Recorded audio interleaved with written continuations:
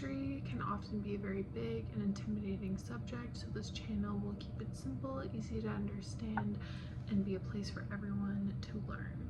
So today's question that we will be talking about analyzing is, who was Bell Hooks? Bell Hooks was born in 1952. She was born in a segregated city in a town called Hobbsville, located in Kentucky.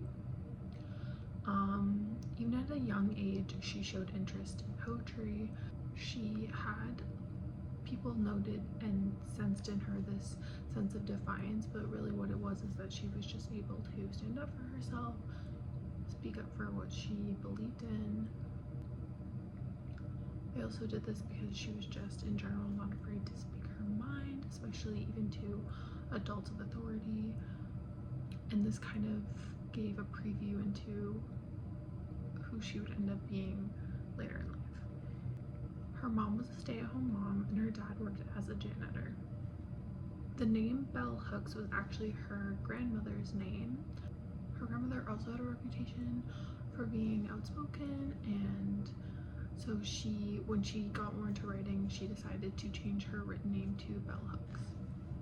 For her education, she first went to Stanford University for her English degree. Then she went to the University of Wisconsin to gain her master's degree, and lastly went to the University of California to gain her doctorate. Her book, Ain't I a Woman? Black Women and Feminism, was published in 1981. She began writing the book when she was just 19. This book jump-started her career in literature. This was a direct critique of the second wave white feminists and their ideals, and just criticizing them for not involving women of color and Black women's voices in the feminist movement. Some of her most popular books are Teaching to Transgress, Education as the Practice of Freedom, and All About Love, New Visions, which that book focuses on community and love and how important that is for your life, which is just a general theme of Bell Hooks' writing. Her books are mainly have influenced artists and feminists and teachers, like educators. She was very well known as a critic of second wave feminism, and just how feminism was defined and operated in general. She stated that it did not represent all women, but just privileged white women, and stated that white women upheld the white patriarchal domination against working class women of color. Her wish was that both men and women would break free from sexism, domination, and an oppressive society. She uses intersectionality often in her feminist theory. She believed that the real problem was patriarchy, the system of oppression, and not the men themselves, as patriarchal views are taught everywhere in society. She believed that for feminism to work, it must take on and oppose all systems of oppression. She says, and I quote, "Why would women want to be equal to men within a society that oppresses both?"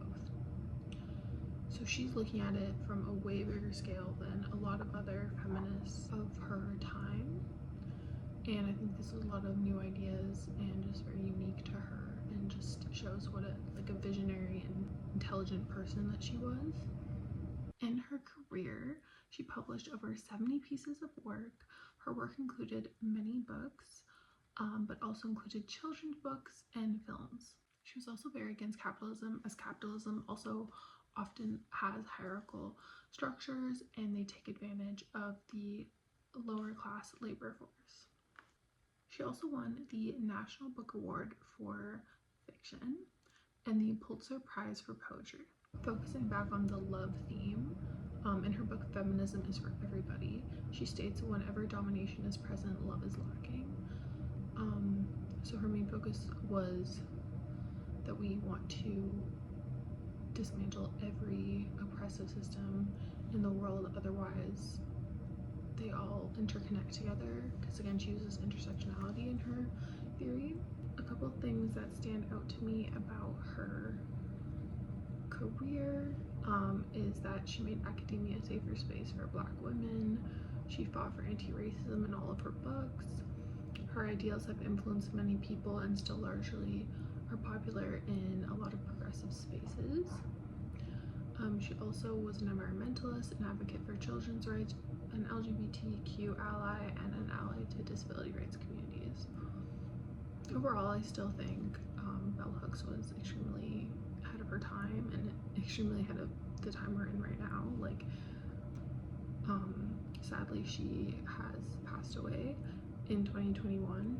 Just like reading her work and looking into her work, she is just such a remarkable woman, and her life was all about service and love and light, and she really just had a way with words and influencing people, and I feel like her work will continue on forever, and through, you know, us reading it and using it in life. Thanks so much for watching this video.